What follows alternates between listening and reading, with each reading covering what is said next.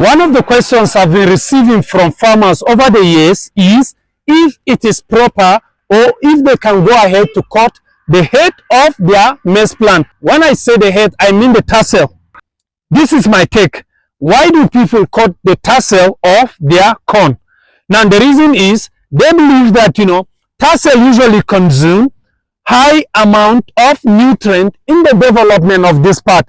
That, they also believe that, even to the latter stage of this maize plant, the tarsal will continue to absorb high amount of nutrient. So at the latter stage of their plant, or when the plant is fully developed, they cut the tarsal away. Now, the disadvantage of this is that when you cut the tarsal, when pollination is not fully completed, when the maize plant is still pollinating, then the crops you will have will be poorly pollinated.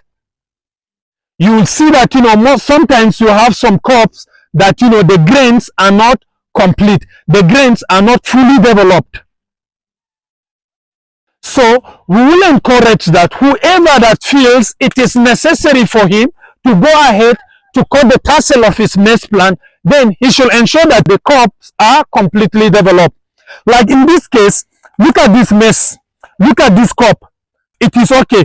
You see that, the silk is dried completely. In this case, I can go ahead and cut the tarsal, and then nothing will happen to this. This crop or this plant is done pollinating. There is no need for this. Now, let me explain something again. Now, what is the function of this? This is what we call the tarsal, and this is what we call the silk. We usually get the silk from the crop here and the tarsal up here. Now, when the plant is developing, this is what usually happens. You see these grains on the tarsal, which is looking like rice paddy. You see this? This will now fall on this segment, or we call it the ear, and then pollination will take place. That is when the crop will start to develop. Now, when you happen to cut this tarsal, when these grains are yet to fall on these for pollination to take place, then you will end up having a very bad crop. You will end up having a crop that is not developed. So this is one of the disadvantages. So timing is very important. If it is necessary, if you must cut the tarsal, then know the right time for you to cut the tarsal, so that you will not cut short the pollination process of your plant.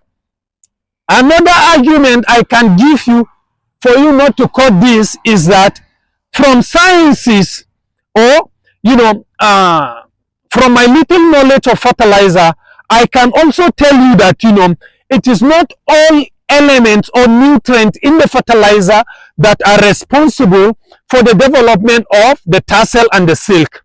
Actually, it is boron and zinc. Go and check. You can browse, use Google and check what's the benefit of boron and zinc in maize production. That will tell you that it helps in the early development of tarsal and silk. That is why for those farmers who use the maize blended fertilizer, which contains boron and zinc, you will discover that your maize will produce a tarsal and the silk early. So cutting this, it is not nitrogen or phosphorus or potassium that helps in the development of these two. It is actually boron and zinc. We are not trying to say that if you feed your maize healthy with NPK, it will not produce this. No, it will produce. But if you are looking for a healthy maize plant that will give you early this and this, and once you have this early, these two early, it will give you early crops, matured crops at the end of the season. So since it is boron and zinc that helps in the production of this and this, then why go ahead to cut this if the fertilizer you use contains only both N, P, and K? So this is another reason why when growing maize, when growing corn, you should look for NPS, or the maize blended fertilizer by OCP Africa. because that is the only blended fertilizer for now in Nigeria that contains boron and zinc. So abinda muke nufi shine mutane da yawa suna ta tambaya za su iya yanka kan masaransu, na ce kuma na ce a'a. Dalilin shine na ce wannan saman masara yanda kuke ganin shi nan da wannan inda suna kan goyon nan su ne suke taimaka a bai da goyo ma masara. Inda yayan shi kamar shinkafan nan za su zo su faɗi a ta wurin ganyen masara, ana kiran shi iya kamar kunye. Biyu in nan ne, in wannan ya faɗi a cikin nan shine zai zo ya fara fitar da yaya goyo kamar goyon masara. Na ce idan ka yanka wannan kuma bai riga ya yi goyon ya mature da kyau ba, yawancin lokaci za ka gane da cewa zai affecting goyon da za a samu a masaran. Domin yawancin mutane me yasa suna yanka, sun ba da gaskiya da cewa wannan kan masaran yana jan taki sosai. Sannan na sake ce abu na biyu da ya kamata mu gane shine lokaci yana da amfani ba. Na biyu kuma shine wane irin sinadarai ne a cikin taki yana taimaka ma fitar da wannan kan masara da kuma ita wannan suman da sauri. Na ce sinadarai ne wanda ake kiransu mai boron da kuma zinc, kuma ba yawancin ba kowane taki ake samun boron da zinc ba, sai dai ko NPS. Ko ka duba wani kamfani, bana son kira wani kamfanin taki ya zama kaman ana wani kashe kasuwa ne ko, in ka duba yawancin kamfanin takin zaka gane da cewa ba su da boron da zinc. So da shike boron da zinc ne suke haifar da wannan guda biyun, me yasa zaka je ka saya takin da NPK ne kawai sai kana kokarin yankawa. Wayan su ma za ku gan suna yayin rarrage ganyen ciyawa.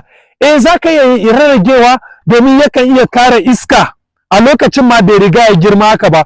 Akwai wani stage da in masaran ya kai, kun gan kamar yanzu ko akwai ciyawa gonan nan, masaran ya fi ciyawar rikawa, ya fi su kosuwa. So ba zai iya affecting, ba zai iya jan taki fiye da masaran ba. In ma akwai taki, in ma yanzu masaran na bukatan taki kenan.